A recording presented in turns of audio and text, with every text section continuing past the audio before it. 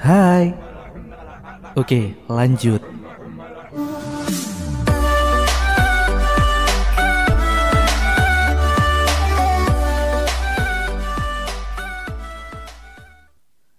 Adegan diawali dari seorang pria bernama Sumanto yang ditangkap polisi bersamaan dengan para warga di desa Plumutan, Kemangkon, Purbalingga yang seakan tidak terima dengan perbuatan Sumanto selama ini, yaitu memakan mayat. Bapaknya yang baru tiba di kampung dari rantauan Sumatera menanyakan kenapa anaknya bisa ditangkap. Namun baik polisi ataupun Sumanto sendiri tak menjelaskan apapun. Sumanto hanya berpesan supaya mengangkat nasi yang sudah ia masak di rumah. Di tengah hiruk-pikuk kegaduhan, tampak seorang pria misterius yang memperhatikan Sumanto dari kejauhan. Kasus Sumanto ini sangat menggemparkan media berita saat itu. Kalau kata anak zaman sekarang mah viral ceritanya. Hingga semua orang mengenal Sumanto sebagai kanibal. Dan film pun dimulai. Setibanya Sumanto di tahanan, semua narapidana di sana tampak ketakutan. Belum lagi nih, mereka melihat dengan mata kepala mereka sendiri saat Sumanto memakan kecoa mentah-mentah. Kita pindah ke tempat lain. Nah, karena kasus Sumanto waktu itu sangat viral, salah satu wartawati dari Jakarta bernama Lili Wijaya mendapatkan tawaran untuk mewawancara Sumanto di tahanan. Meski ibunya khawatir karena kondisi fisik Lili yang lemah disebabkan oleh penyakit asmanya, belum lagi yang ia wawancarai bukanlah orang normal seperti pada umumnya, tapi manusia laknat pemakan uang rakyat. Maksudnya pemakan mayat. Maaf, itu tadi koruptor guys. Namun karena Lili sangat mencintai pekerjaannya, ia pun menerima tawaran tersebut dan langsung terbang menuju Purbalingga. Kita kembali ke penjara. Ketika semua para napi sudah tertidur, Sumanto hanya duduk terdiam nih sambil merokok, ya kan. Salah satu napi tua beruban yang gelisah dan tak bisa tidur menyaksikan Sumanto sedang memotong ibu jari kakinya sendiri menggunakan pisau lalu memakannya. Napi itu tambah histeris ketika Sumanto mendekat dan meraih kakinya lalu menyayatnya sambil memakan jempol miliknya. Namun ternyata itu hanyalah mimpi buruk dari ketakutan si napi berambut putih itu saja. Keesokan harinya, para napi yang satu sel dan bersebelahan dengan Sumanto meminta untuk dipindahkan karena takut. Namun polisi tidak menggubris.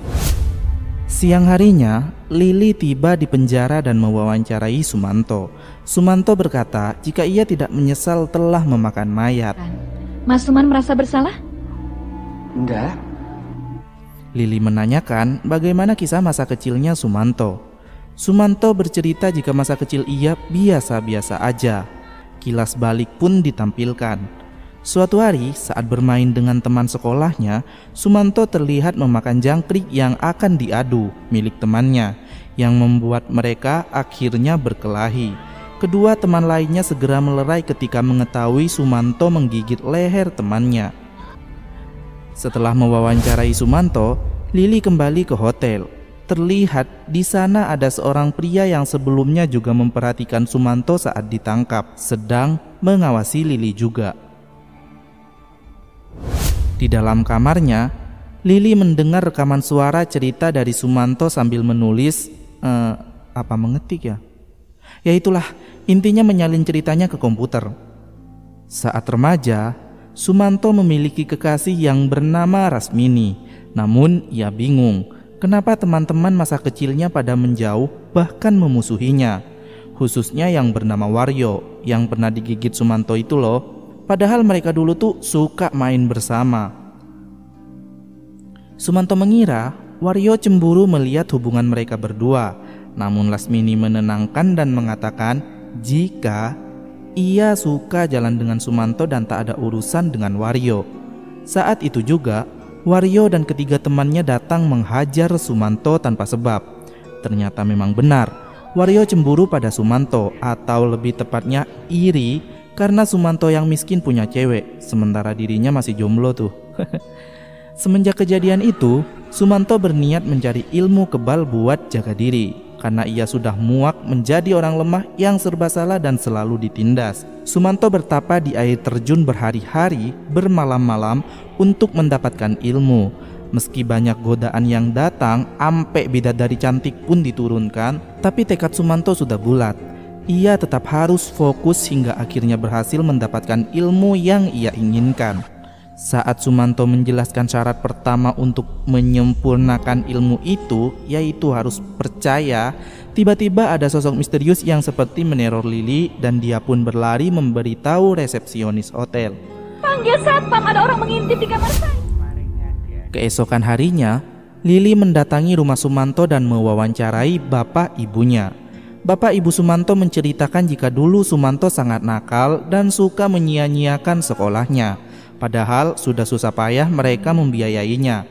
Pernah sekali, karena sudah terlalu kesal, bapaknya sampai ngomong, "Lah mungkin wan bae bisa datur masuk manungsa ora. Diurusi wong tua ora gelem, dasar bocah gemblung."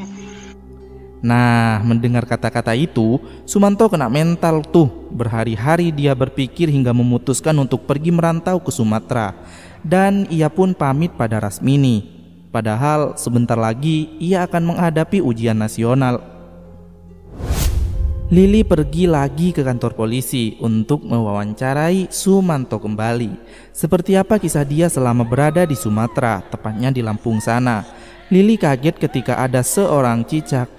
Apa? Seorang. Itu hewan anjir. Sehewan sebinar. Oh iya, seekor. Dia punya ekor tuh kalau gak putus ya kan. Seekor cicak yang tiba-tiba jatuh di hadapannya dan ditangkap oleh Sumanto. Sebelum akhirnya melanjutkan ceritanya.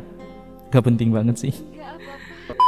Di Sumatera, Sumanto bergabung dengan geng pemburu. Nah, syarat untuk masuk ke dalam geng tersebut, Sumanto harus menyayat kulitnya dan memasukkan sedikit daging hewan buruannya ke dalam sayatan itu.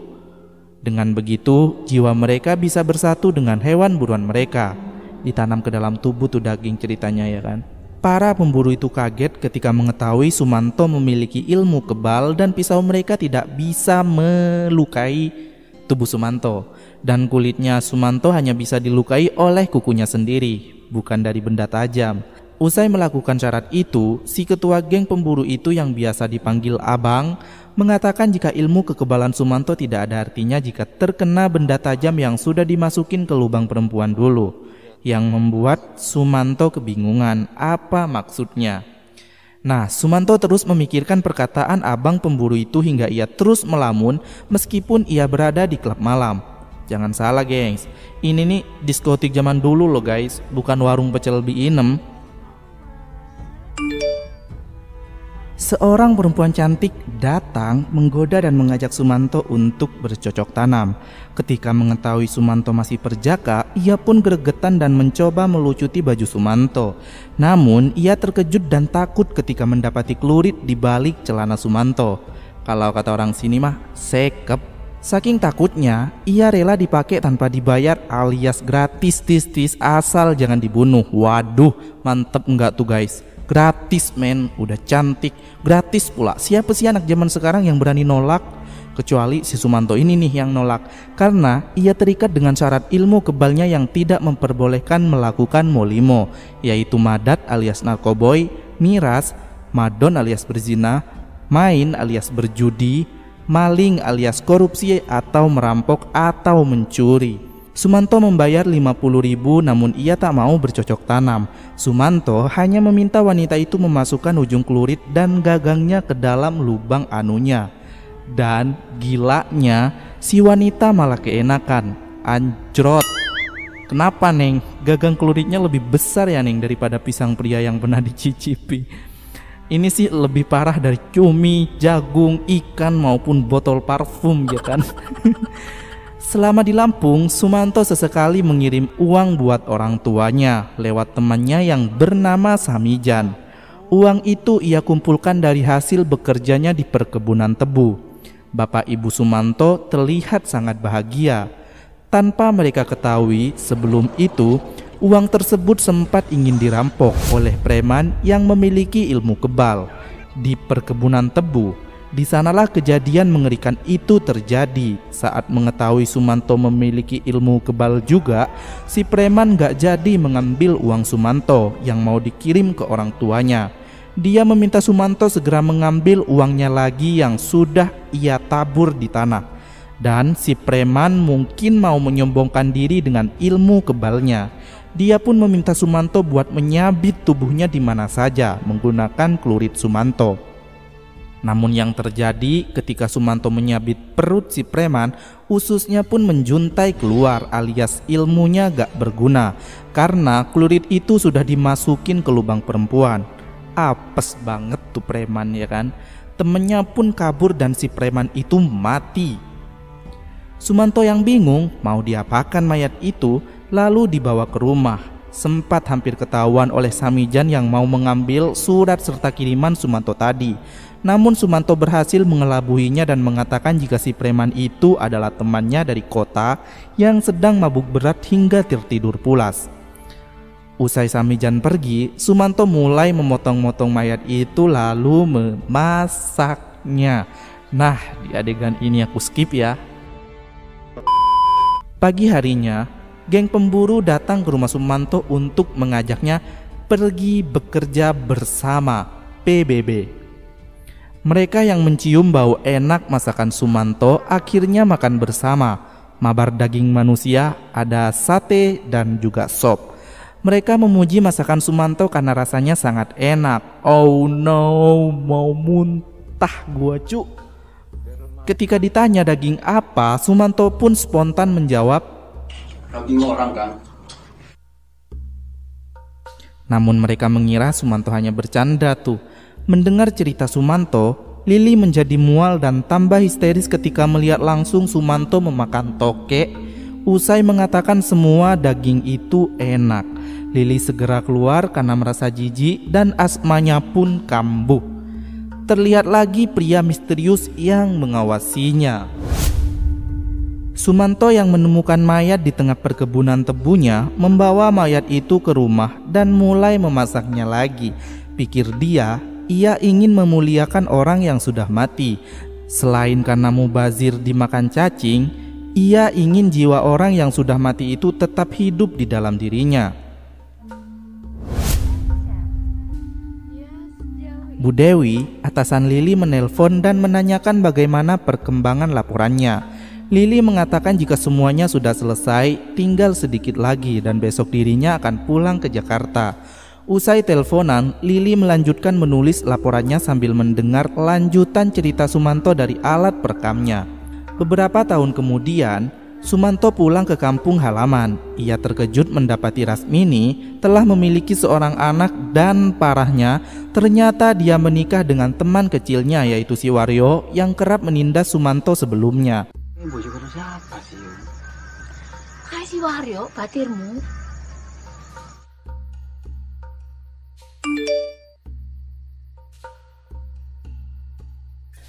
Sumanto tentunya sangat galau ditinggal kawin oleh kekasihnya, padahal ia sudah berjanji akan menunggunya. Patah hati itu membuatnya menjadi penyendiri, pemurung, dan antisosial, hingga orang-orang menghiraukannya. Suatu hari saat kembali ke rumah, Sumanto mencari-cari bapak ibunya. Nah, tetangganya itu bilang jika mereka pergi ke Sumatera karena ada kerjaan di perkebunan sawit. Mereka gak bilang pada Sumanto karena Sumanto sudah berhari-hari gak pulang ke rumah dan mereka sudah mencoba menunggunya. Sumanto pun semakin stres dan tingkah anehnya semakin menjadi-jadi. Sumanto juga mulai main togel tapi gak pernah menang. Waktu itu ada salah satu warga yang kena alias nomornya tembus dan Sumanto menanyakan bagaimana ia bisa dapat nomor itu. Orang tersebut menjawab jika ia tidur di kuburan dan Sumanto pun melakukannya. Karena ia takut ketahuan orang jika tidur di kuburan, ia pun menggali dan mengambil tulang belulang jasad yang ada di kuburan. Kemudian membawanya ke rumah, meletakkan di bawah tempat tidurnya, bahkan ada yang dijadikan bantal kepala dan mulai tidur. Namun meski hal-hal aneh itu dilakukan, nomor yang ia beli tetap tidak ada yang tembus. Bahkan ia sampai menjual rumah orang tuanya hanya buat membeli angka. Sumanto mungkin tidak menyadari jika orang-orang pada menjauh karena tingkahnya semakin aneh dan sulit diterima nalar. Bahkan warga melihat Sumanto memakan ular mentah-mentah di kebun. Kita kembali ke Lili yang menulis kisah Sumanto di sepanjang cerita kilas balik tadi. Jam 3 pagi, Lili yang kelelahan mencoba untuk tidur karena pagi harinya ia harus balik ke Jakarta. Sementara itu, di kampung Sumanto sedang ada tahlilan, kalau kata filmnya sih yang meninggal namanya Zubaidah. Ini alurnya yang amburadul apa memang ada tahlilan jam 3 pagi sih? Bingung gua. Ketika di rumah almarhumah tahlilan, di makam kuburannya ada sosok misterius yang menggali dan mengambil mayatnya. Dan pagi harinya disadari oleh penduduk yang lagi ngaon kambing. Berita tersebut pun sampai di telinga wartawan. Teman Lili menyampaikan kabar tersebut yang membuat Lili terpaksa menunda kepulangannya ke Jakarta dan segera menuju ke TKP. Di sana masyarakat lagi heboh tuh menggosip, sementara orang tua almarhumah menangis sejadi-jadinya karena jasad anaknya sudah tidak ada. Ketika Lili sedang teleponan dengan atasannya, Bu Dewi tadi, tampak pria misterius itu mengawasinya lagi. Dari desas-desus yang Lili dengar sih, sebelumnya Sumanto memiliki seorang guru dan Lili menduga ilmu gurunya Sumanto telah diturunkan ke murid yang lain. Lili pun segera pergi ke kantor polisi menemui Sumanto untuk menanyakan siapa gurunya itu. Karena Sumanto tidak pernah cerita sebelumnya, tapi Sumanto menolak untuk bercerita. Namun, ia keceplosan mengatakan nama Ki Sirat. Sumanto juga sempat menjambak Lili.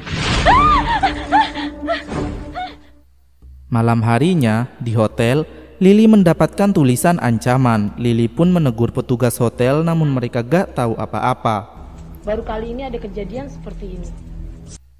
Pagi harinya, Lili menemui orang tua Sumanto lagi dengan maksud untuk bertanya apakah mereka mengetahui tentang guru Sumanto yang bernama Ki Sirat. Namun mereka menjawab tidak tahu, bahkan bapaknya enggan bercerita. Sementara ibunya bilang jika semua cerita yang Sumanto berikan itu hanya karangannya saja, karena Sumanto memang tidak pernah benar. Bahkan ia sempat ingin menggorok ibunya sendiri karena tidak dibelikan motor. Lili pun terkejut. Ketika pulang ke hotel, pria misterius yang terus mengawasi Sumanto dan Lili di sepanjang film menemui Lili dan mengaku sebagai pamannya Sumanto. Dia membawa Lili untuk menemui Ki Sirat, gurunya Sumanto. Di tengah perjalanan, mereka mengobrol. Lili berkata jika Sumanto pernah menceritakan tentang gurunya dan ilmu pesugihan yang diajarkannya. Lewat kilas balik ini, kita tahu jika pria itu bukanlah pamannya Sumanto, melainkan dialah Ki Sirat. Kejadian saat pertama Sumanto menjadi murid Ki Sirat pun ditampilkan.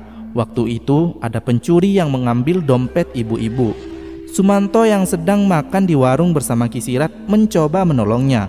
Namun ilmu kebal yang ia miliki tak bisa diandalkan. Nah, di sanalah Ki Sirat menunjukkan ilmunya yang membuat Sumanto takjub.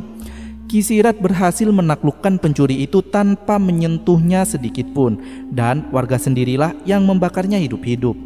Kepada Ki Sirat, Sumanto berkata jika ia ingin kaya, dan Ki Sirat berkata jika yang Sumanto butuhkan adalah ilmu pesugihan. Ki Sirat lalu membawa Sumanto ke ruang pesugihannya. Di sana banyak sekali tulang belulang dari jasad-jasad tak bersalah yang diambil sebagai tumbal. Dan di sana pula Ki Sirat memberikan syarat serta cara pesugihannya. Balik lagi ke Lili. Di tengah perjalanan, Ki Sirat menonjok Lili hingga pingsan dan membawanya ke markas untuk menjadikan Lili sebagai tumbal ketujuhnya. Sebelum menghabisi Lili tepat jam 12 malam, Ki Sirat mengaku jika dia yang sudah membongkar kuburan kemarin. Dia juga yang selalu mengawasi siapa saja para pencari berita Sumanto yang kepo tentang dirinya. Dan dia juga yang sudah mengancam Sumanto hingga Sumanto tidak ingin diwawancara lagi karena takut privasinya kebongkar dan diseret juga ke pengadilan. Ia melakukan itu semua semata-mata hanya karena hidupnya melarat. Namanya juga Ki Sirat, hidupnya melarat. Ki Sirat lalu bertanya apakah Lili masih perawan, karena syarat ilmu pesugihannya mewajibkan para tumbal wanita perawan.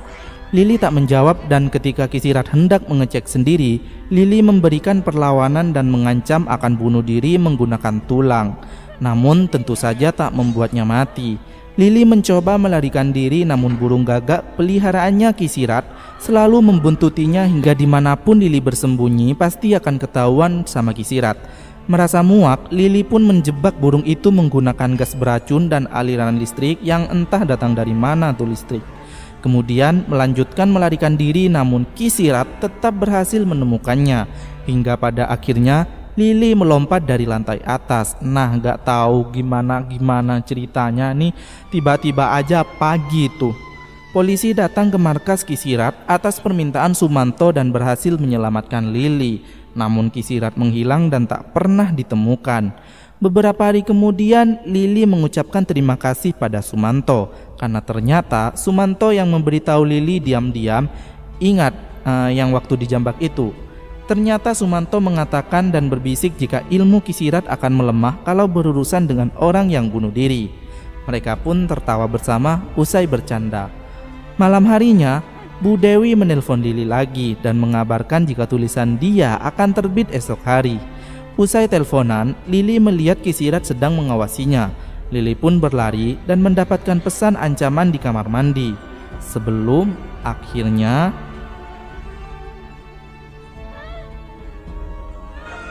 tamat. Ending yang sangat luar biasa, bukan?